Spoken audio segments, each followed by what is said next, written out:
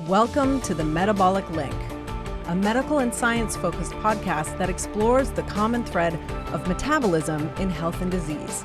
This is where science meets society. Welcome back to another episode of the Metabolic Link. I'm your host, Victoria Field, and today we've got such a special guest on the podcast, Dr. Casey Means. Dr. Means is a Stanford-trained physician. She's an entrepreneur, the co-founder of Levels. She's also a New York Times bestselling author of the book, Good Energy. As you can see here, such an amazing read. Dr. Means went from being a head and neck surgeon to leaving traditional medicine and really devoting her life to tackling the root cause of what is making Americans sick. This book is just a wealth of information on the connection of metabolism to our overall well-being and really limitless health. It's really in line with what we're trying to do here at the Metabolic Link and the Metabolic Initiative in just elevating the science around how metabolism is this common thread through health and disease that we really need to talk about because the science is there. And she is just doing such a phenomenal job to spread the message, the science, and ultimately, I think, is going to help revolutionize medicine as we know it, because we really do need some shifts in healthcare to start promoting health, providing information around disease prevention, and just ultimately helping people feel better. So Dr. Means is doing such a great job with education and really bringing to light metabolic health and its importance in our lives. So without further ado, I hope you enjoy this interview with Dr. Casey Means. Dr. Means, thank you so much for joining me on today's episode of the Metabolic Link. I'm thrilled to have you. It's been so amazing to see what you're doing in the world right now. I mean, I know you've been doing this work for years, right? But just to see things take off with your amazing book, which is in the background there. So thank you so much for what you're doing in the world from everybody in our field and for jumping on today. I'm so excited about our conversation. Oh, me too. Right back at you. So thrilled to be here. Yeah, I mean, you really are bringing to the forefront the conversation around metabolism really being the common thread of health and disease, right? I mean, when we peel back the layers and kind of remove all these specialties in medicine to the side and take a look at what, fundamentally is plaguing us today, it's metabolic dysfunction. And you're really taking that conversation to the masses, which is amazing. So I just have to say, just share deep gratitude for the work that you're doing and just the voice that you are and the trailblazer that you are, because it's really making a huge difference. I mean, this is a group effort, right? And you are just leading the charge right now. So I have to say thank you from everybody in our field for the work that you're doing in the world. Thank you. Thank you so much. I really appreciate that. Yeah, well, let's dig in. Let's kind of start from the beginning for you, because I know this is like a very personal story. Really, in your book, you share a lot. I loved the book, by the way. Just you're so transparent on the personal side. It's just this beautiful combination of science meets medicine meets spirituality even. I really truly resonated with a lot of things that I'd love to get into today. But let's take it back, because you started this journey. Really, your mom is a big force in your life, and you share her health challenges along the way over the decades, really, and how it kind of almost started through, there were signs in pregnancy, right? I mean, you were born a large baby, and that was just one sign. But then you go on to talking about your energy levels and how you've actually dealt with depression and anxiety and all these things along the way. So this is very, very personal.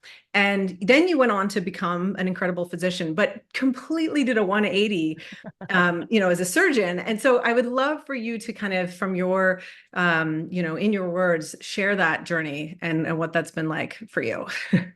Yeah, it is such a confluence of factors. I love just like life, because you look back at your life and all these disparate threads kind of come together to create something hopefully valuable, for the world. And I look back at my life and I'm like, yeah, I got really sick and my mom got really sick. And I took this whole 9-year, 14-year path to becoming a surgeon. And now, I'm never going to pick up a scalpel again. Like, what does it all mean? And fundamentally, it all led me to understanding that the biggest blind spot in, I would say, the entire modern world today is that we are metabolically dysfunctional in mass. Almost 100% of us have metabolic problems. It's caused by this ultra processed world we're living in, this rapid pace of change of technology and urbanization and industrialization and what that's doing to our bodies and our cells. And that looks like a million different diseases and symptoms. But what the problem is that we're confusing the symptoms for the disease. The disease is the metabolic dysfunction. The symptoms are all these names for diseases that we have. And because we're just totally ignoring that, we are investing so much in quote unquote healthcare in the US, and patients are just getting sicker every year. Americans are getting sicker every single year because we're not actually focused on the true disease, which is inside the cell, the metabolic dysfunction. So, when I was training as a surgeon, I was very subspecialized, ear, nose, and throat surgery, tiny parts of the body, ignoring everything else in the body, and seeing these patients come back for their second, third revision sinus surgeries, patients coming in every single year for their steroids and their antibiotics and their nasal sprays. And, really just, we were just managing. I was playing whack-a-mole with these recurrent symptoms. I wasn't actually healing. I wasn't helping people truly be healthy at a similar time. And that was causing a lot of I would say spiritual friction inside of me. Like, wow, I am working really, really hard. I am investing a lot in this. And I am working 80 hours a week. And I feel like I'm doing something, but everyone's still, I'm maybe making the sinus pain go away for a little bit with the pills I'm prescribing or the surgery I'm doing. But these patients aren't getting fundamentally healthier, right? They still have the prediabetes, they still have the obesity, they still have the depression, they still have the arthritis. They're still going to come back next year for their seasonal sinus issues. So that was feeling like a lot of friction in me.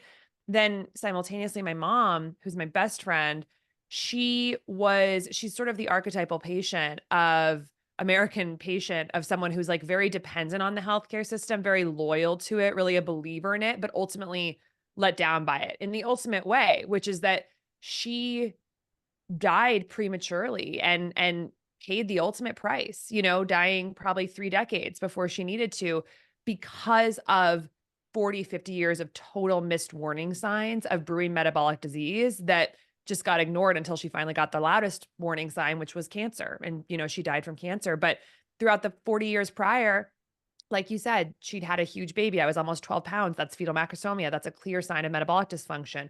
She had trouble losing the baby weight. She was insulin resistant. She had weight loss resistance. She had a very tough menopause, which we know is associated with insulin resistance.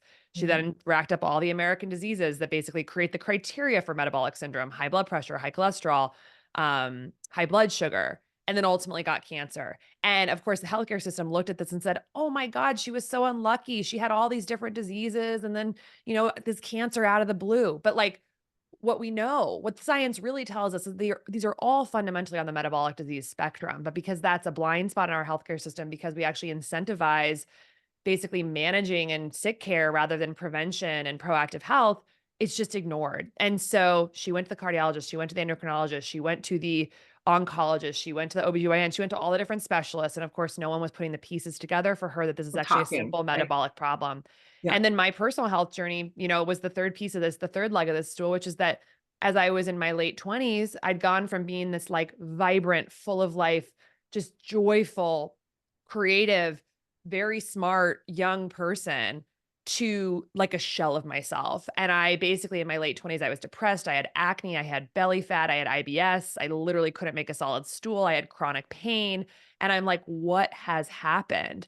And fortunately, thank God, I started listening to audiobooks of the functional medicine heroes, that have really led the storm of helping us see a different way. Mark Hyman, Sarah Gottfried, Terry Walls, David Perlmutter. These were in my ear. And I was able to put the pieces together. Yeah, I went from having this life that I was in control of to being a surgical resident where I wasn't sleeping 2 to 3 nights per week because I was on call. I was eating shit cafeteria food. I was not exercising at all. I never saw the sunlight. I was going to work before the sun came up and coming home after it went down. I was under constant stress. I was doing emergency surgery in the middle of the night. Just the weight of the world, carrying maybe 80 patients on a call night. And my body completely fell apart. And the doctors, of course, said, here's loperamide for your gut issues. Here's an antidepressant for your depression. Here's some doxycycline for your acne. Here's some Flexeril for your neck pain. And I said, I'm not taking any of this. My life is unrecognizable to what it was 2 years ago Yeah. on every level. And I am somehow broken and I need to fix that. So I actually left my surgical residency got back on all my good habits, and I healed everything in 2 months. And it's like, yeah, this is Um, the body. And so all of that together basically evangelized me yeah. towards we are just we're really missing the elephant in the room, which is that it's actually quite simple to be healthy, but we have to support our cells in the way they need to be metabolically functional across food, sleep, movement, emotional health, toxins, light, temperature. All these things are signals to our cells of how to function. And right now, our modern world is giving totally the wrong signals to our cells. We have a chronic disease epidemic that is essentially the result of mass confusion in our cells, not knowing how to deal with the modern world that we're living in. And that is metabolic dysfunction. And I think that my whole life history basically is, was put together by some force in the universe to help me see this and help share this message, which, your team is doing such a beautiful job of doing too. But that's kind of how I came to this. And the message that I really have to share is that it's a lot simpler than we think, but we need to give ourselves what they need to be metabolically functional so we can power our bodies and Yeah. have the beautiful life that we all want. Absolutely. And it's just amazing that you actually had, such courage to be able to leave residency, at such a critical time, right, in your life, and just all the work that you've been kind of doing towards that and kind of pivot so massively when a lot of people would just stick with what they're doing and slowly but surely start to see their health continue to deteriorate into other issues, go to different physicians who are not speaking to each other, working in silos, and ending up in just a really bad place. So good Yeah. for you for seeing it, understanding it, also connecting the dots with many patients that I know you mentioned in your book, you provide some examples of, I can perform surgery on you, but I'm not getting to the root of the inflammation, right, that's Yeah. causing this, right, Yeah. I just have to say, just it's incredible what you've done to be able to like leave and now take a stand and really be somebody who's kind of championing, hey, we need to pay attention to metabolism, because it's Mm. kind of wild to see, and I'd love your opinion on why the healthcare system is kind of putting that message out there that this is so complex and not really helping us connect the metabolic dots when folks who are in the field were like, this is so obvious, but yet it's not, right? It's not something that our goal is to make it a conversation piece with every provider and patient from day one. Like, hey, how are you sleeping? How are you stressing? What are you eating? All of these things, but we're kind of far from that place. So why is it so complex? And I know the answer is probably complex, but why is it made to seem so complex when it's Yeah. not? I mean, to me, I think it's I want to take a brief break to thank one of the sponsors of our podcast. Genova Connect is powered by Genova Diagnostics and offers easy access to advanced lab testing right in the comfort of your own home. You can literally test hormones, you can test your gut microbiome. They've got an incredible Metabolomics Plus test that I've actually done myself that can explore everything from omegas to wide variety of nutrients and really uncover information about your health that you wouldn't otherwise know. It's been so helpful to also use their GI effects test, which is their gut microbiome test. I actually suffered from a chronic illness for a couple of years, and that test was so helpful in uncovering pieces of information that helped me and my physician really start to target and tackle my health head on. And without that kind of data from these at-home testing kits, you really are moving forward blindly in many ways. So I strongly urge you to head on over to check them out, because they're offering you 15% off any of their test kits with the code Metabolic Link at gdx.net/the Metabolic Link. That's Metabolic Link at gdx.net/the Metabolic Link. Use that code and enjoy the discount. we there's this all-out war in our country to make people think that being healthy is complex. And I think there's two main reasons for it. Like, one is somewhat nefarious and one is more ignorance. So the nefarious one is that complexity is profitable. Mm. If you can get people, doctors, patients, insurance companies, research institutions, everyone to spin around in confusion thinking, oh my God, why are all these diseases going up all at once? This is so crazy.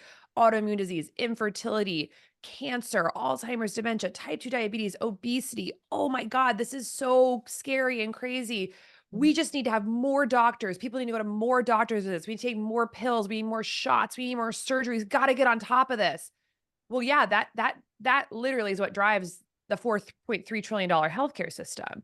And healthcare is the largest, fastest growing industry in the United States. It employs tens of millions of people who all depend on this system of complexity and siloing. If you take a patient who has obesity, depression, arthritis, uh, they've got psoriasis, hypertension, a little bit of high cholesterol, maybe prediabetes. You take that patient, which is basically just like an average American, like that, none of that's crazy. It's like some aches and pains, some high blood pressure, some hypertension, some mood issues. You take that patient, and if you ignore metabolic health, you can send them to 5 or 6 specialists, 5 or 6 pills, lifetime patient. So much revenue. If you tell that patient, you need to do a few simple things to increase your mitochondrial capacity so your body can power itself and your cells can work better. And this is going to take about 3 months of focused effort. And then a lot of your stuff is going to melt away, most likely. You've lost a customer.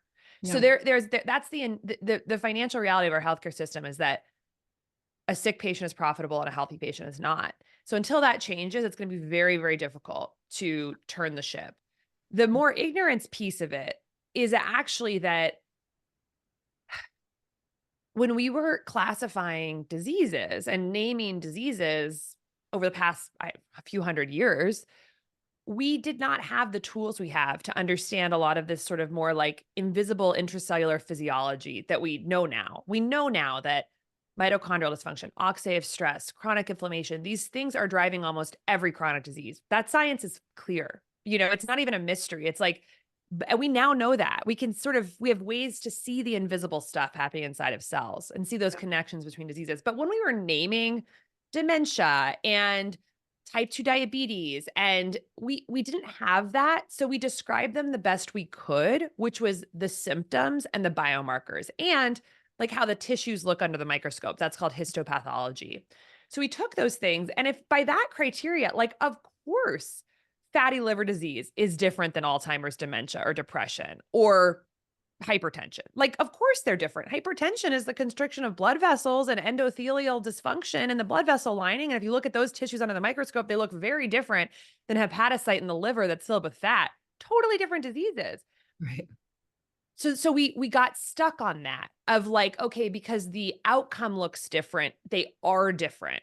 But now that we know sort of the invisible stuff happening inside the cells, we actually know that in that liver cell and in that endothelial cell and in that ovarian theca cell in someone with PCOS and in that migraine patient, I could go on and on. Yeah. There are core things happening. There are NF-kappa B upregulation leading to chronic inflammation, not enough stimulation of NRF2 so that we don't have enough antioxidant defenses, too much oxidative stress and oxidative damage to our cells, glycation happening, sugar sticking to things, these invisible processes that are basically happening in everyone's bodies now because of the world we're living in.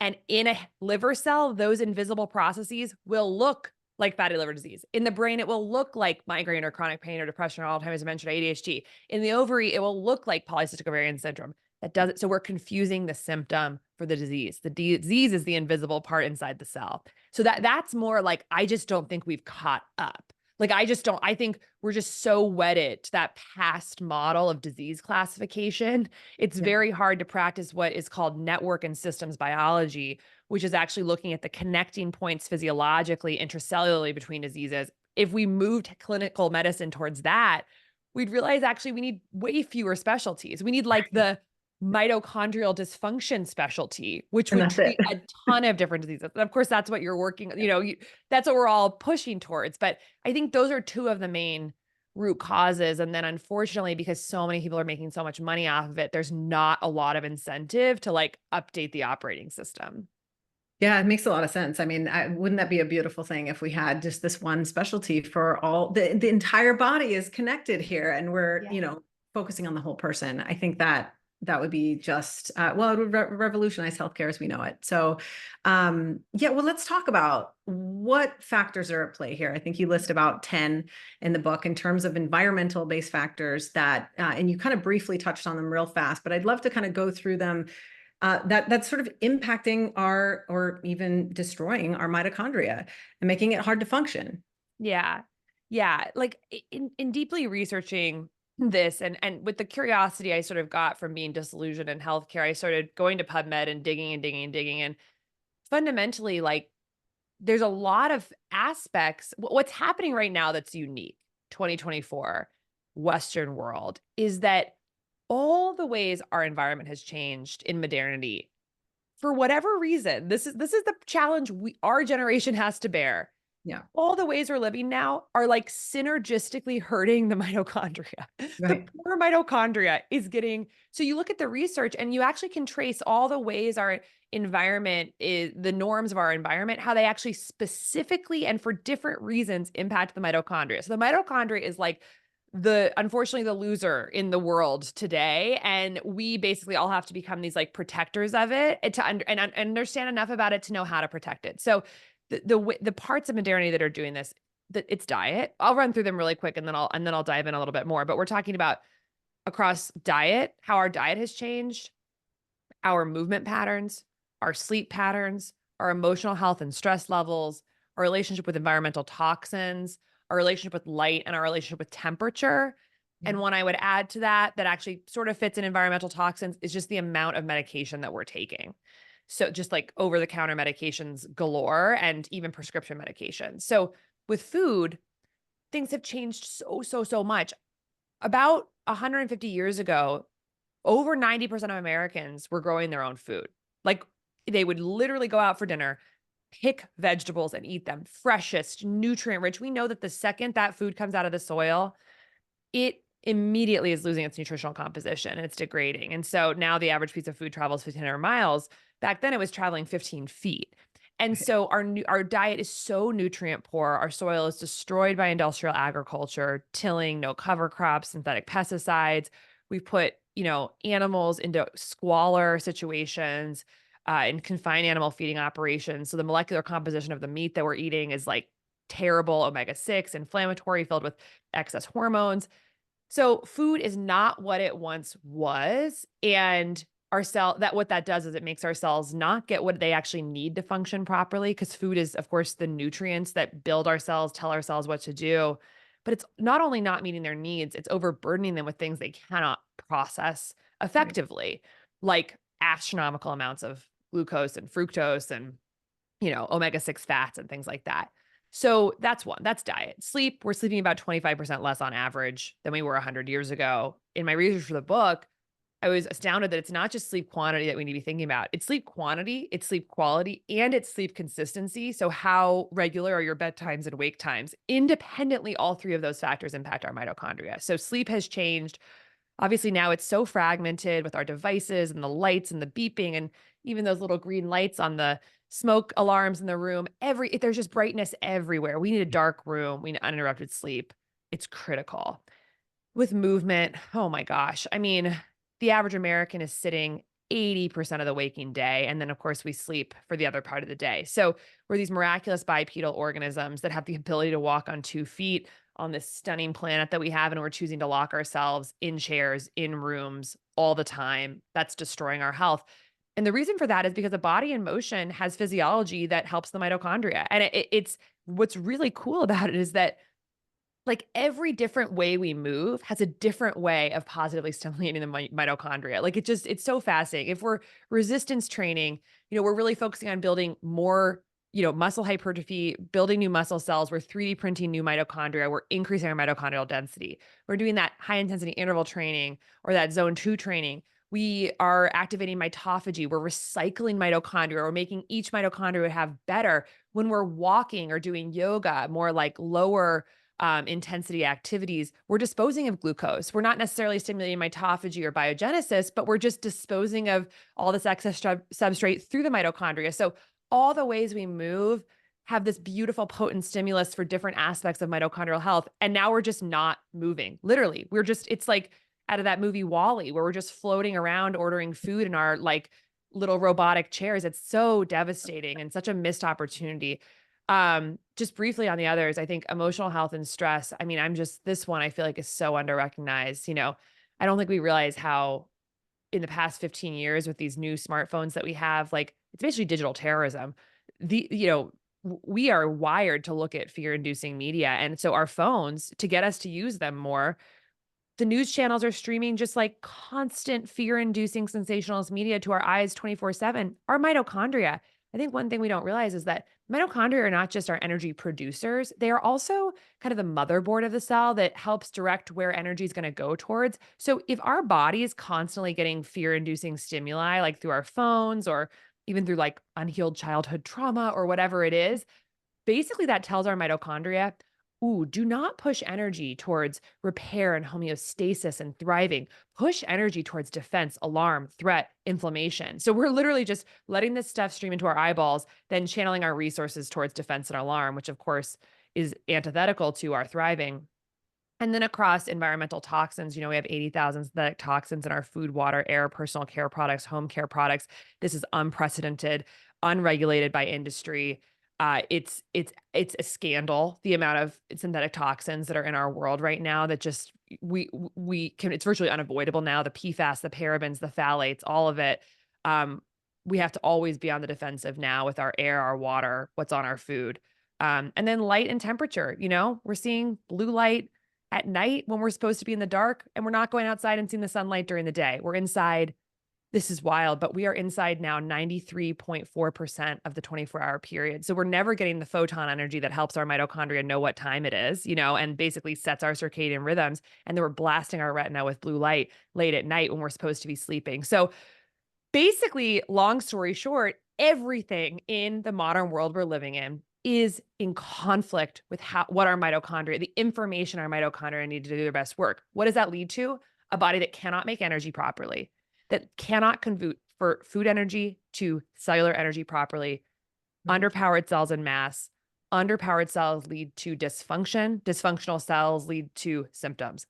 And that's happening all over the body, which is why we have chronic diseases popping up everywhere throughout our body, because of this simple reality that our cells are just absolutely getting crushed by the world we're living in. And we need to clean up our environment across food and all those pillars that we just talked about if we are going to generate the mitochondrial capacity to make energy, power our bodies, and be able to sort of effortlessly have the health that we want. So that's kind of how I see it. And I think it sounds overwhelming, but it's actually, in reality, once you know the information, you can make subtle shifts in your life across all those things that have a humongous impact and can transform your health in weeks. So, Right. I'm here to share the information. The tactics, are also important as well. But I have to say that, even though it sounds like a lot and it sounds scary, there are, once you know what matters, you can focus your energy in a targeted way that's going to have incredibly fast positive outcomes, because you're not spinning with all these different, what should I do? I have no idea how to live. I don't know what to do. It's like,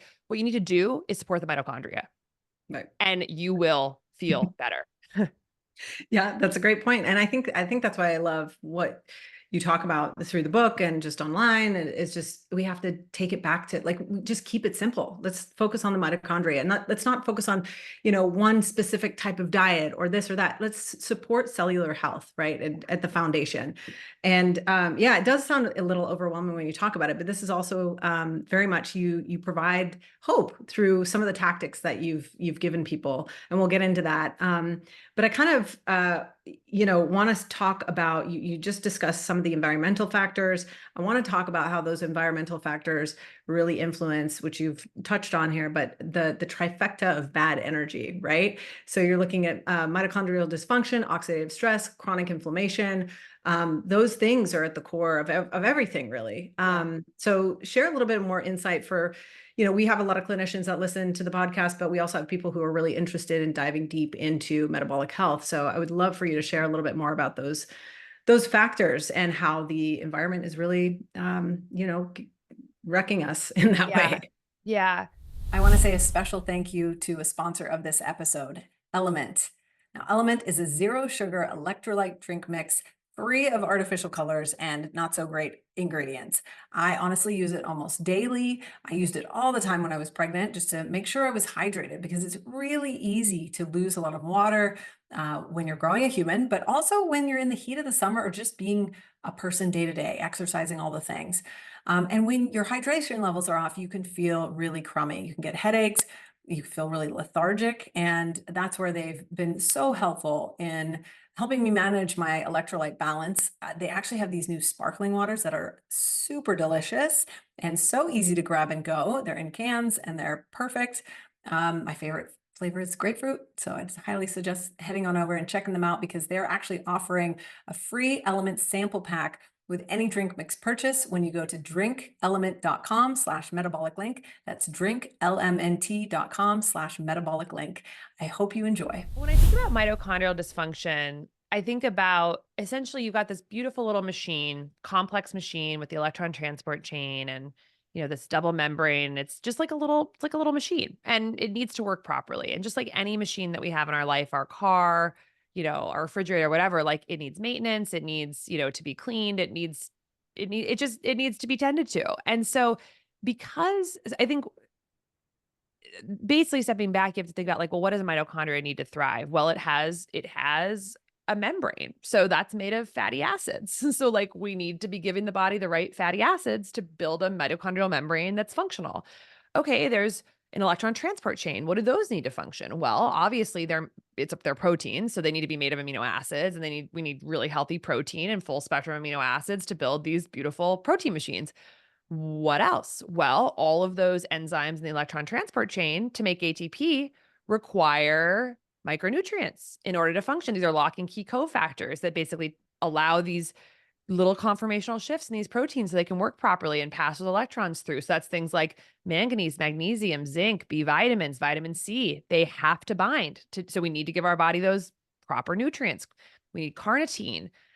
We need particular nutrients to make this work properly. And then we want to, give the mitochondria essentially to match the output capacity with the substrates that we're giving it. And so if we're working out a particular level each day and we need a particular amount of energy for that, for our homeostasis and for our energy output that we're doing, we should roughly match what we put into the body in terms of substrates to make that amount of ATP. So like Yeah. glucose and fatty acids. If we have twice as much energy substrates than what our body actually needs in terms of energy, those mitochondria are going to get backlogged. And then that's going to create problems. Like you can't just all of a sudden ship a factory 2 times the raw material and say, hey, double your output. That's not how it works. They only have a certain amount of capacity. So then, of course, the mitochondria, because they can't take all that substrate that we're putting in food with our chronic overnutrition due to ultra processed foods, they have to store that as fat. So they get these substrates that can't get processed to energy, get stored as toxic intracellular fats like ceramides and diacylglycerol. And outside of the cell, they get turned to triglycerides and fats that are stored in our fat cells or float around in our bloodstream. So there's like so many elements, even with food, of like, first principles, what do these little structures need from our diet to function properly? And then what do they not need so they don't get overburdened? So that's mitochondrial dysfunction just from the standpoint of food is like, how do we build a good mitochondria, keep them healthy through mitophagy, and then not overburden them with too much substrates? On that mitophagy point, exercise is a huge mitophagy, basically mitochondrial recycling stimulus. But even in our diet, um, when we eat things like pomegranates or other elagitannins, like certain berries, tart berries, those molecules, actually, the elagitannins in the food are converted by our microbiome to urolithin A, which is a mitophagy stimulus. So on every level, we need to think about what does this perfect little structure in our cell need to work properly and to be most tuned up, and then basically match those needs with what we're putting in so we don't generate mitochondrial dysfunction. So that's one of the 3 legs of the bad energy trifecta. That's mitochondrial dysfunction. When we think about oxidative stress, it's very interrelated to mitochondrial dysfunction because oxidative stress can basically happen in higher levels when the mitochondria are overburdened and undernourished, basically. So you get this exhaust from this machine, the mitochondria, that is essentially too many free radicals, reactive molecules that are kind of spewed out by the mitochondria and other parts of the cells, which then go around and damage stuff. So you've got this sort of these reactive little terrorists inside the cell binding to things and trying to neutralize themselves by binding to DNA and membranes and proteins. And that's very bad. And so we have the capacity to neutralize free radicals to prevent oxidative stress because we can eat antioxidants. We can genetically produce antioxidants like glutathione. But right now, because we're stressing out our mitochondria and we're eating a very sort of toxic diet and have a toxic lifestyle, we have so many of these damaging free radicals just spewed out around the cell. And that's just causing mass damage inside our cell. Yeah. So mitochondrial dysfunction is both a cause and effect of oxidative stress.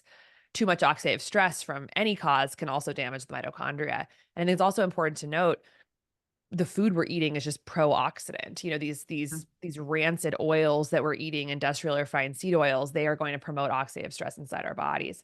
And then the third piece is chronic inflammation. And this one's so interesting because this is happening outside the cell. Chronic inflammation is the immune system and the immune cells being revved up outside, of our individual cells. And so the two mitochondrial dysfunction, oxidative stress, that's happening inside the cell. But if you have a cell that's got all these reactive damaging molecules floating around and a mitochondria that can't make enough ATP to do its work, well, that's a cell that's under distress. And a cell that's under distress because of this sort of honestly just shit show happening inside the cell, that is going to send out signals that it needs help. And the way that a cell sends out signals to recruit help from the immune system is a fascinating process called the cell danger response. It's a very evolutionary conserved process. It's described by an amazing researcher at UCSD, Bob Navio. But basically, when the cell is in that state of mitochondrial dysfunction, oxidative stress, it will actually release ATP, our energy molecule, outside the cell, which is not supposed to happen. Typically, ATP is a million times higher inside the cell than outside the cell because it has to be inside the cell to power all these intracellular processes. The cell in distress will leak out ATP around the cell, and that is like a potent pro-inflammatory stimulus to recruit. If you think about it from the standpoint of infection, think about a cell that's infected with a virus. That cell will actually explode and lyse. That's what happens when the virus replicates itself, and that will spill ATP outside of the cell, and that will recruit immune cells. So from it makes a lot of sense when you think of like a virally infected cell. Yeah, if you're exploding and releasing all this ATP, of course you want the immune system to come, but this is through a different mechanism. This is the cell being under distress due to environmental conditions, and it will still leak out that ATP, recruit the immune system. So the immune cells come and they're like, okay, this cell is under distress, it's underpowered, it needs help. But the immune system can't do anything to help this cell because the immune system can't change the environmental factors around our body that's causing the dysfunction. It can't change whether you put the donut in your mouth. It can't make you go to bed earlier. It can't get you to put down the canola oil. It can't make you lift a weight. So what happens is you get this chronic situation where you have distressed cells recruiting the immune system. The immune system comes, there's nothing they can do. So they stay on alert and active for years. And they are trying to fight a war that they cannot win. Yeah. And in doing that, they create so much collateral damage. They're releasing cytokines, they're destroying things. And this is why we have, in the past, I think we talked a lot about how most of the chronic illnesses in the US are associated with chronic inflammation. And that is true.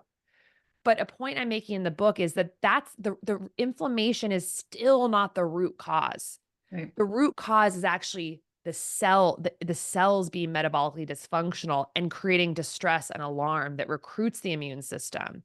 So the trifecta of bad energy are these three factors that are happening in the vast majority of American bodies that we have no idea about: mitochondrial dysfunction, oxidative stress, chronic inflammation, and they all are bidirectional. Chronic inflammation actually can lead to worse mitochondrial dysfunction. And of course, mitochondrial dysfunction leads to chronic inflammation. So this is the tornado that is invisibly happening in literally almost everyone in America that we can fix really, really quickly. And I can tell you, I don't think this is a strong statement. I don't think 3% of doctors understand this. I mean, I didn't learn any of this in medical school, like none of it. It's like hidden science because it's antithetical to our siloed, highly specialized healthcare system that just looks at what is the symptom that arises from this, not what is actually happening. So Jeez. we have to each understand this for ourselves because and the beauty is you actually have biomarkers that can help tell you if this is going on in your body and you can track if it's getting better as you clean up your lifestyle. And because the healthcare system doesn't understand this, we actually have to do this for ourselves. And I think anyone above an eighth grade, above eighth grade can actually figure this out. It's not that complicated. So yeah, so that's kind of the trifecta. Yeah, it's wild once when you take a look at it, it definitely seems overwhelming what you're kind of sharing about like just our health as a nation. And it may feel daunting. I think it's funny. When I go out to eat at a restaurant, I ask what oils they're using to cook food in. I take a look at what cleaning products I'm using and, what I'm feeding food to my son on. And there's so many things, right? And I think my family kind of takes a look at me and they're like, what? They see it as overwhelming. But when you really kind of like peel back the layers of hey, just focus on what makes you feel good, take a look at your biomarkers and kind of to start to take control of your health. There's things you can actually do to look at data to be able to work towards a diet that, a nutrition, a way of life that works for the individual, right? And it's not the same for everybody. And that's one of the things that I love about what you talk about is you're not just preaching a ketogenic diet or a paleo diet or vegan or whatever the case may be. It's part of the reason why we called, what we do Metabolic Health Initiative, because we're focused on metabolic health. We're not focused on, sure, there's a lot of amazing research around ketogenic metabolic therapy, but if the research goes in a different direction, we can go that route because our end goal is metabolic health. And, I would love to talk about your approach to nutrition, sort of those principles around Yeah. good energy eating. One of my favorites, if you don't mind me bringing it up, was just around the awe of food, like taking a second, like that. Those couple of pages where you talk about the reflections that you have as you eat, or were some of the most beautiful in the book, in my Oh, opinion. thank you. I don't know if you mind me reading this sentence, but I just want to share that piece of it because that's one of the principles, not all of them. And I'll let you kind of go into that. But you talked about the gut. You say, I reflect on the nature of the gut. In one frame of reference, the gut is just a tube of tissue. In another frame of reference, it's the interface between the cosmos and ourselves. And I love that as you go into, and this goes on into like create, poor boundaries and toxic outcomes and how that relates to your life outside of your gut. And I just thought it was brilliant. And I would Oh, love for you to share some of those principles and how people just need to, honestly, that piece in particular, take a pause and reflect on what this is doing to your insides and how that's affecting yeah. everything you do on the outside. Oh, thank you for that's one of my favorite sections of the book too. So I really appreciate that. Awesome. But I think, yeah, I am in awe of food. I am totally in awe of food because molecularly, our bodies are majority made up of food molecules. And pregnancy is basically 3D printing a human and human consciousness out of food. It's crazy. It's so cool. It's true. It's true, and I think that it's like I think of food as the printer ink for my 3D printer that's constantly reprinting myself, and something that really sort of frustrates me about the Western perspective on the body is it's very much like the body's a thing, it's separate from other things, and it's a thing that lives and it's a thing that dies, and none of that actually molecularly could be farther from the truth. I want to take a moment now to thank Air Doctor, who is a sponsor of this episode. Americans take an average of 20,000 breaths a day and spend about 90% of their time indoors. And unfortunately, the indoor air that we breathe can be up to 100 times more polluted than outdoor air, which is kind of wild, but this is according to the EPA. Now, indoor air pollutants can cause respiratory problems and, in some cases, serious health problems. So, what do you do about this? Well, that's where Air Doctor comes in. Air Doctor is an air purifier, air filter that filters out 99.9% of dangerous contaminants so your lungs don't have to. This includes allergens, pollen, pet dander, dust mites, mold, and even bacteria and viruses. I have one myself and I absolutely love it. It actually gives you there's like a light on it that monitors your air quality and tells you if it's not so great or if it's Pretty good. And you really want to see that go from red to blue. And so if you're cooking, it's just unreal how sensitive it is and how quickly it can help you clean out a room, which I love. Head on over to airdoctorpro.com and use the code Metabolic Link to receive up to $300 on select air purifiers, which is unreal. Also exclusive to our podcast community, you will receive a free 3-year warranty on any unit which is an additional $84 value. And to lock this special offer in, head on over to airdoctorpro.com. That's airdoctorpro.com and use the code Metabolic Link. I love this concept that the body, it's a Taoist concept, but the body is a process. It's not an entity.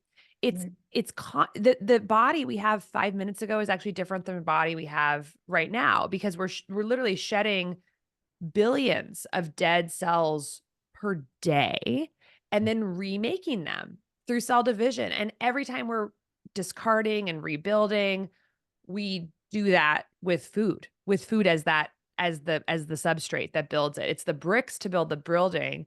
But then the second part that is so wild is that it's not only the building blocks. That would be cool, even if it was just the building blocks. It's also the instructions for how our body functions and how it rebuilds itself.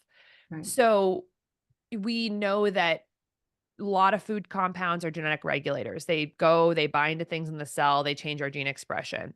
Some of them are epigenetic regulators. They change the folding of our genome. Some of them upregulate genes, some of them downregulate genes, some of them, bind to cell surface receptors and change what's happening inside the cell. It's so cool. So it's the building block and the instructions. And the third piece of food is that it's also the sustenance and instructions for the 100 trillion additional non-human cells that live in our body as our microbiome. So we're about 40 trillion human cells or so, and 100 trillion bacterial cells, all of which need to eat. They need to eat every single day, and they need to eat good stuff, and we need to not poison them. And they make our neurotransmitters. They make chemicals that tell our cells, mitochondria, whether to recycle themselves or not. They can create byproducts that can be energy for our cells and our colon cells, like butyrate. So food is, in my mind, so awe-inspiring because we take in about 50 metric tons of it in a lifetime. And the quality of that information and whether it is aligned with what our cells need will determine everything about our life, our health, our happiness, our longevity, our ability to show up in the world and spread light, our ability to think, feel, really do anything. And unfortunately, in our culture, we've had these just disastrous, very much industry influenced schemes like a calorie is a calorie. It's just food is just energy. It's like, I think you got to think broadly. That's the first principle of good energy eating is food is the structural and functional messenger of our own cells and our microbiome cells. Because we have to think about it in that broader sense, because then it makes it so obvious why high quality, nutrient dense food is necessary. So Yeah. that's why I'm in awe of food. And I also think about food from the standpoint of compassion for my body. Like this self-assembling miracle in the universe. Each of us is a miracle. Like how in God's name did we get here? Like we just like apparated, out of matter from the from the universe. And then all of a sudden have this identity and consciousness. And we get to be here for this like blink of an eye. And we take in stuff from around us, food, which is essentially just like cosmic matter. And then that allows us to keep going and think and love and do all this cool stuff. Been a while. It's a miracle, right? And it's so cool. And yet, you know, our culture has kind of just beaten the joy out of it. It's just like, I think that for me, a lot of the sustainable health journey, we have to actually really orient towards awe for our body. And part of that awe is how it interacts with food every single day, pounds of food to keep us moving towards just essentially our highest purpose and the best version of this life. So that's where I start. And you brought up the gut lining. I think I I talk about the gut and the gut microbiome in the book as it's almost like our soul, like the gut, the microbiome. It's invisible and it's there, but we can't ever see it. We'll never see it. And yet it determines the quality of our life, like fully. If our microbiome is unhappy and isn't basically getting what it needs, we will become depressed, we will become sick, we will develop autoimmune diseases, we can develop cancer. We've got to take care of the microbiome. And when we take care of the microbiome with the food we're eating, it creates this strong, strong gut lining. It creates a mucus layer that protects our gut lining. And the gut is this like meters long tube that runs from our mouth to our anus that these 50 metric tons of food flow throughout our lifetime. And we need to take exactly what we need out of that food to bring into the body and leave what doesn't serve us in the gut to be pooped out. Mhm. But if we hurt our microbiome or don't support it, we essentially create this very permeable gut lining that will just kind of take in whatever, take in a lot more stuff that we shouldn't be putting on from the outside to the inside of our body. And in doing that, it creates a lot of inflammation. It creates problems in our body. So food is a way that we support our microbiome and our gut lining to be a tight barrier so that we can very selectively take in from the outside world what is going to serve us and leave out what's going to hurt us and confuse us. And that's sort of a metaphor, I think, also for our emotional health journey, which is, we have to be very selective about what we expose ourselves to information wise, because that is going to change what happens inside our body. So we have to think about the gut that way too. It's the ultimate boundary between us and everything else. And if it has poor integrity, which we determine through our choices, we will get very sick and unhappy. Yeah, absolutely. I love how you reference it as it's basically our soul. You couldn't be more spot on with that and what it influences and our mental well-being. And I don't think people realize that big ripple effect Yeah. that you're talking about. And I do love how you really touch on emotional health quite a bit in the book and your own emotional health journey as well.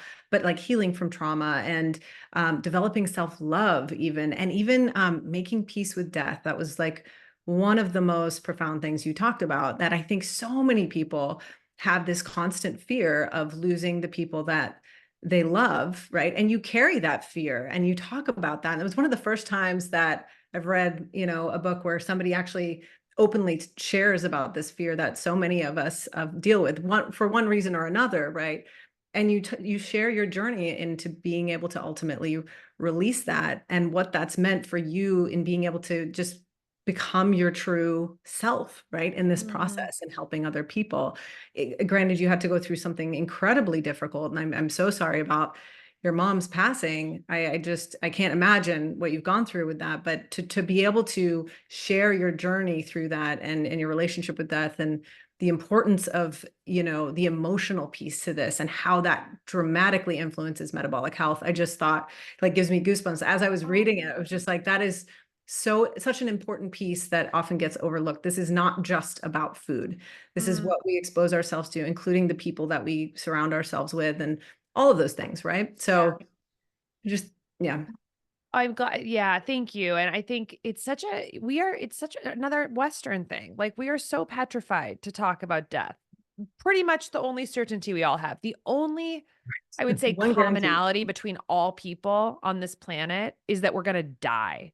It's like, and yet in our culture, it's like we put people in a little box, literally a coffin, and we just can't even handle the idea. It's like everything has to be sterile and formaldehyde and put them in a box and put it in a concrete, you know, underground. It's like, it's so funny to me, actually, how we're just so weird about it. And I think that you look at a lot of other cultures in the world, that's not the way it's like, what it's like. You read Marcus Aurelius, Seneca, the Stoics, they're all talking about death all the time. Memento mori.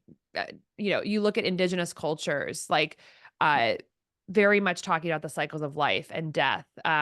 You look at Eastern poetry, Lao Tzu and Du Fu and all these people, they're all talking about death and the way that we're constantly in cycles with nature. And we are part of nature. And therefore, of course, we're part of that cycle. And to me, that's very comforting because it's like, yeah, every year we get spring, every morning we get a sunrise. So why would I think in some way that like I'm totally separate from that? Like I don't know what's next after death, but I know that if I reflect on the natural order of things, new moon, every few weeks, high tide, low tide every day, spring every year, sunrise. It's like there's something going on here that's bigger than me that we need to reflect on and engage with. And in why does this matter for our metabolic health? It matters a lot. And the reason is because, and I have like so many pages of my book devoted to this, anything that causes us chronic fear or stress will hurt our cellular health. Our bodies can deal with acute stress. They basically can't deal with chronic stress. Chronic stress will deplete us and make us dysfunctional on the cellular level for so many reasons. Fear and stress directly lead, and we talk about this in the book, every element of the trifecta of bad energy. It leads to oxidative stress. It leads to mitochondrial dysfunction. It leads to chronic inflammation. If we think about chronic inflammation, the immune system revving up to fight a threat, chronic inflammation is biochemical fear. It's fear on the cellular level. And the research shows that fear on the psychological level can activate fear on the cellular level. It's one of the ways we can stimulate chronic inflammation, which then, of course, creates collateral damage that creates dysfunction. So in the Western world, where we're petrified of death, we are afraid to even like look at it, touch it, whatever, we basically put ourselves in the situation where we, because of in the lack of examination and curiosity, it's a thing that we're just afraid of, and we have no framework for it. And so it's petrifying. And I lived my life petrified of fear. And I will be totally honest, I'm still not, I mean, I'm still afraid of death. I don't want the book to, I do in the book say that this journey has been very positive for you, but it's not like I'm like immune to this because it's an unknown. But I think that we have to somehow find a way to engage with it enough and see our pattern and our part of nature that we release ourselves from the constant grip on our body every day of our lives of this existential doom ending for us, because that is affecting our cellular biology uniquely in the West, where we have chosen to have this very binary view of life and death. And so I think as I've actually personally engaged a lot more with my spiritual journey and deep meditation and reflecting and spending a lot more time in nature, because in nature, you actually just see all this playing out all the time, this recycling of matter and this constant renewal and abundance. And I think subconsciously, it's actually very comforting. So both spirituality and nature and many other things I talk about in the book can help us release ourselves from a chronic stress grip that I think is living in the bodies of most Americans. And I don't even think we realize that it's a thing. So, and then I think what the other crazy thing is that in our fear of death, we then turn to any systems that will potentially provide amelioration from that stress. So, okay, the doctor says that this pill might prevent death. I'll take it. This surgery might prevent death. I'll do it. This, social media thing that I'm scrolling through is hitting my dopamine and for a minute makes me feel pleasure and less afraid and distracts me. I'll watch it. Netflix, this show is so absorbing. I don't have to live and sit in my stew of existential fear. Great, let's buy Netflix. And so the dopamine loops and also these perceived cures for, these perceived cures for death, which of course aren't. But we basically become more vulnerable to all these industries that prey on that fear. So that's how it also loops into our metabolic health. Kind of wild when you take a look at it. I mean, alcohol, right? There's so many things that people just numb out, whether, alcohol, work, social media, you name it, that people just aren't coping. It's like this big fear, but then they just don't have the tools to cope either. So it's such a crazy loop system. Well, we've talked about all of these things that are going on, just how the state of our health in our country is just is just shattered at the moment. Let's talk about some good stuff and what people let's talk about, you talk about hope in the book, right? It is a thing. There's so much that people can do in this process. So many things, even if they're dealing with chronic disease, right? That's why we talk a lot about the science behind metabolic therapy. There are things you can do as a patient alongside your standard of care, treatments, but that can empower you and actually affect like big change, right? So let's talk about some of the things that people can do to improve their metabolic health Mm, and some of the those lifestyle tools, but and maybe even some of the technologies, one of which I know you're a co-founder for, Levels. There's so many tools in the toolbox, many of which are free, that people can take action every single day.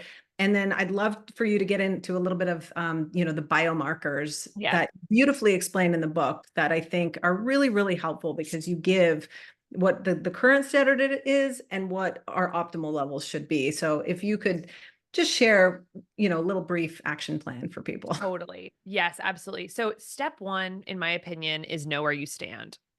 So to me, that involves two things. We have to know our baseline. And that is not just biomarkers. It's also taking inventory of our symptoms across all body systems. I had the such a funny experience. One of my first patients in my functional medicine private practice that I opened after I left surgery, a guy came in, in his 60s, and he's like, "Yeah,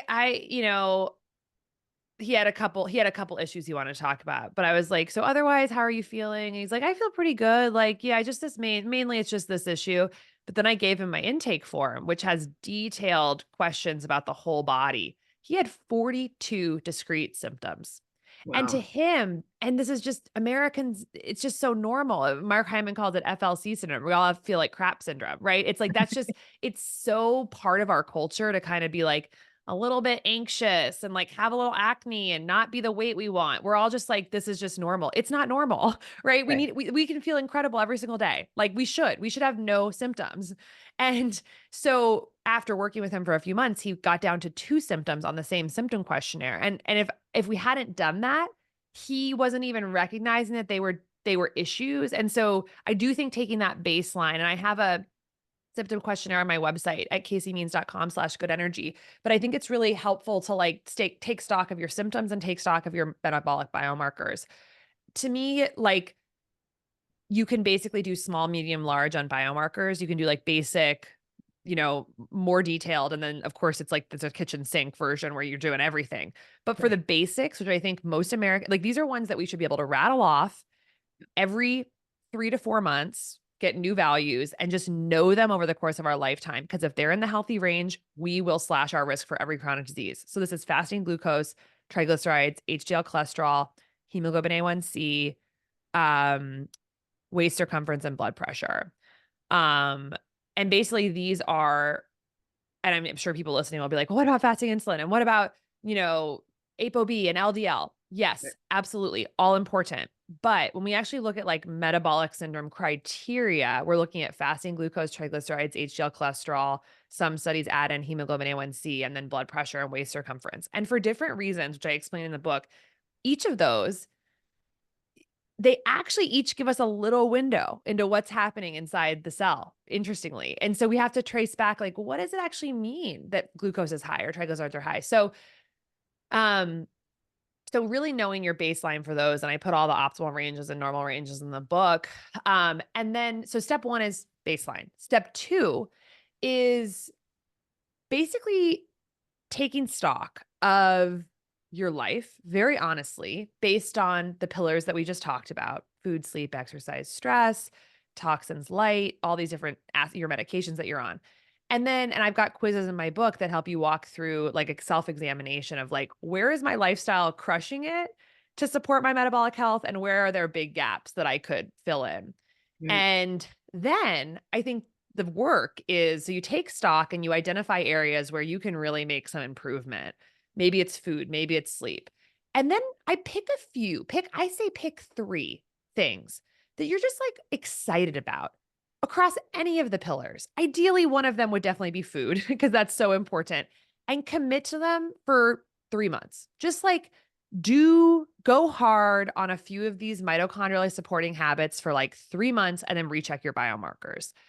And, if I had to choose three probably to start with, like I would say commit to real food. So just get rid of all the ultra processed food. Anything in your kitchen with a seed oil, refined sugar, refined grains, just throw it out and commit to just like, even if it means you're eating chicken breast and broccoli for 3 months straight for every meal, like I don't care. Find a way to eat real food for a few months. get rid of everything that is ultra processed. Ultra processed food is killing us.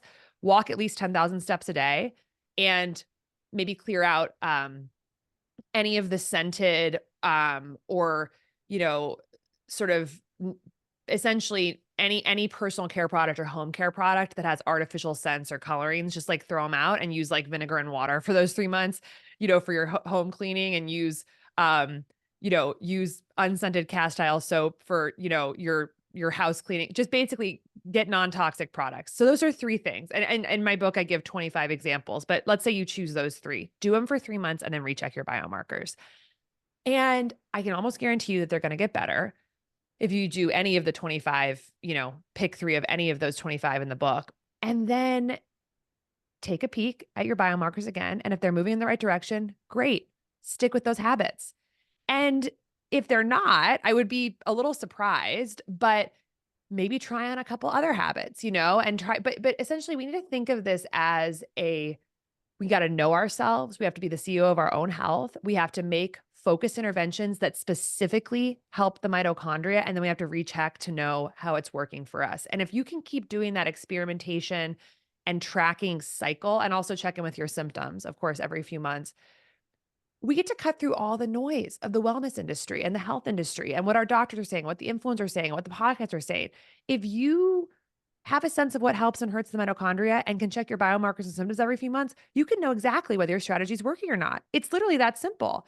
And I think that's really empowering, because it's like, if it's not working, your symptoms and biomarkers will not get better.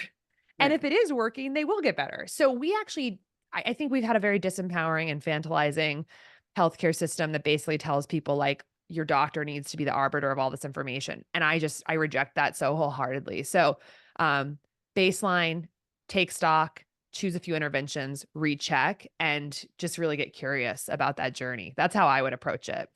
Yeah, no, that's great. And speaking about how you would approach it, for us to finish here, what does a day in the life for you right now look like? What are the key things? Obviously, you've written like so many different tools in there and different blood biomarkers to check, but what's typical for you? Like, what are the key things for you that you like to Ooh, focus on that I'm sure people would love to know? man, it's been a long journey to get to, I think, the lifestyle I have now. And it's funny, a day in my life right now, because I just published this book 3 weeks ago. I'm like, it's crazy. You're not Um, sleeping, you're, it, yeah, but traveling. traveling, but I will say, now that I know what to focus on, everything is a lot simpler. I know what's non-negotiable. I think a big part of why my life is very healthy right now is because of community. I have been so vocal about health and what I think is healthy, and have social media and podcasts that, in a funny way, it kind of magnetizes healthy people towards you. And then all of a sudden, like, all the people around you are like also love these things. The reason I say that is because I'm actually reading an amazing book right now that I highly recommend, called The Third Perspective by Africa Brooks. But it's sort of about how, like, there's a lot of self-censorship in our world right now, where like we're all afraid to be canceled. We're all afraid to, like, that the tribe's going to reject us. And it's sort of this and so I think oftentimes we're afraid to just like be living like full expression.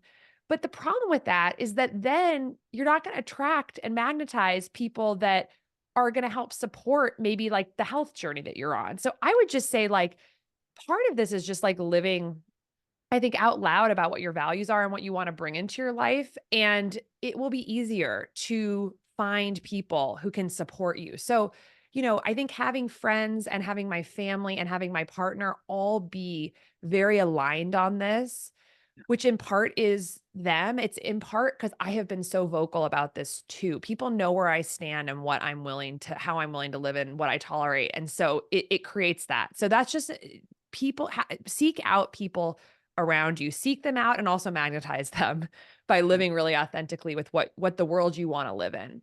Be clear about that.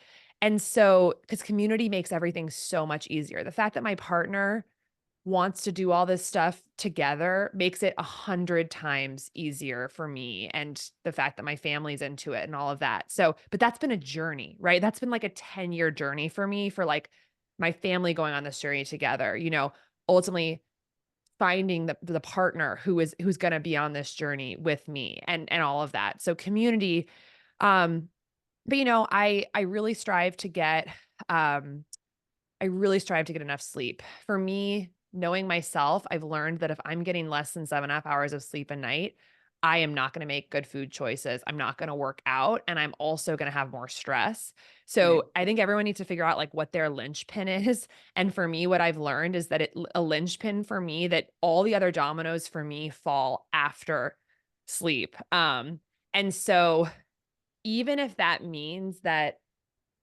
I sleep in on a night that we are traveling and I get in late and that I'm off on my sleep consistency, to me, it's just like, it's worth it. And I never judge myself like for sleeping in if I need to. I think there's a lot of this sense in our culture of like, you're lazy if you sleep in, but I'm like, I have light that I need to share with the world. I trust that. And for me to spread my light, I need 7.5 hours of sleep.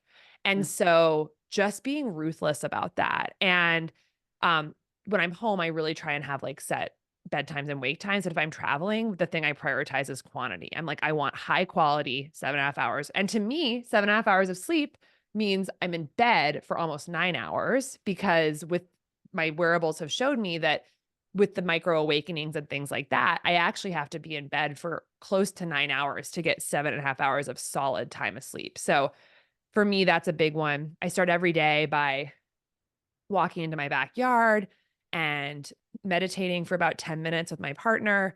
We like to take walks around the block in the morning. We're drinking our coffee. So movement, sunlight, starting the day with gratitude, awe, and presence. And then for me, I think the biggest non-negotiable is just real food. So I I don't have a particular like dietary dogma that I focus on other than unprocessed food. I eat unprocessed food, highest quality I can get, and that is my number one priority. So, I do go to the farmer's market every week and make sure I'm getting high quality food. But even if I'm traveling, like, yeah, the thing that I seek out is unprocessed food. So on the plane yesterday, I flew back from New York. Like, I planned into my day that I would walk 5 blocks to Sweet Green to get an organic salad with double steak that I could bring on the plane with me. So because it's like, to me, it's like I need to have that. So yeah, so sleep is the sort of top level for me. Getting outside first thing in the morning, at least 10 minutes of meditation a day, walking as much as I can throughout the day, and focusing on real food. I mean, those are kind of the things that are the backbone of my health journey. And honestly, that they don't take that much time. And I try to do a lot of their stuff like resistance training, and I certainly have non-toxic products in my home, but I would say those are the top ones that I focus on. Those are key. Thank you for sharing that. I appreciate it. And you're talking about sleep. I'm a new mom, and I'm so particular with sleep. And lately, I'm like, oh my gosh, I was reading through your book. I'm like, I'm failing in that section of your quiz.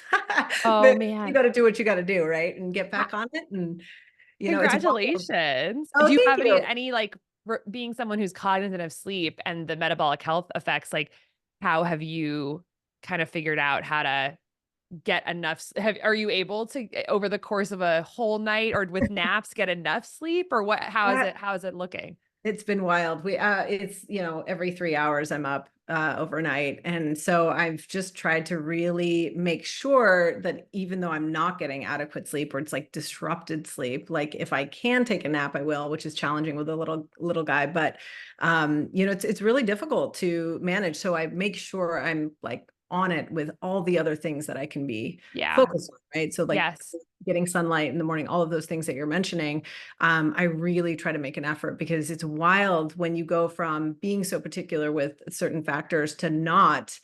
You're like, oh my gosh, I never realized like how much quality sleep really, and consistent quality sleep really influences Yes. my metabolic health. So it's been an interesting journey for sure. Oof. Oh my God, sending Yeah. you all the good vibes, and Thanks. Yeah.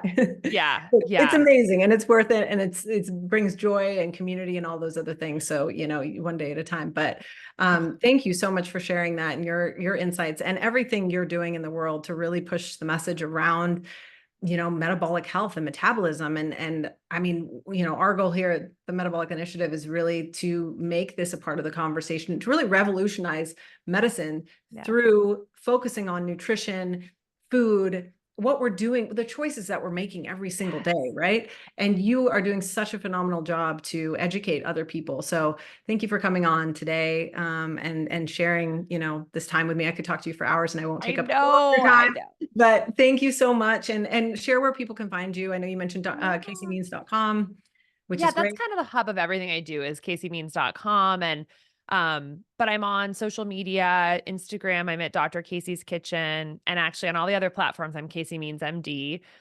Twitter, Facebook, LinkedIn, all of TikTok, all of them. And then I have a newsletter that comes out every other Tuesday called Good Energy Living, and would love for people to sign up for that. It's like really where I pour my heart and soul every couple of weeks on like what I'm thinking about, what's most resonating with me. So yeah, I would love for people to join that newsletter. Amazing. And yep, you guys can get a copy of this awesome book, Good Energy. And I highly suggest it. It's such a great read. And thank you again for coming on today, and looking forward to following along with your amazing work. Thanks so much. Ursa, thank you. Thanks so much for watching this episode of The Metabolic Link with Dr. Casey Means. I hope you enjoyed that conversation just as much as I did. Be sure to check out Dr. Casey Means on all the channels. We'll be sure to link her website and social media handles in the show description. And as always, if you enjoyed this episode, leave us a comment, write us a review. Please let us know, because the more you share about this podcast, the more eyes and ears we can get in front of. And we really, really appreciate you listening. So until next time, we'll see you soon. And thanks so much for tuning in. Do you love learning about metabolic health? So do we. It's why we created the Metabolic Initiative, an online educational platform providing evidence-based education on metabolic health and therapies for healthcare professionals and the general public. By joining the Metabolic Initiative, you'll gain access to hundreds of expert lectures, interviews, panel discussions, and even private episodes of the Metabolic Link. CMEs are available. Go to metabolicinitiative.com to get started. And as always, thank you for listening to the Metabolic Link.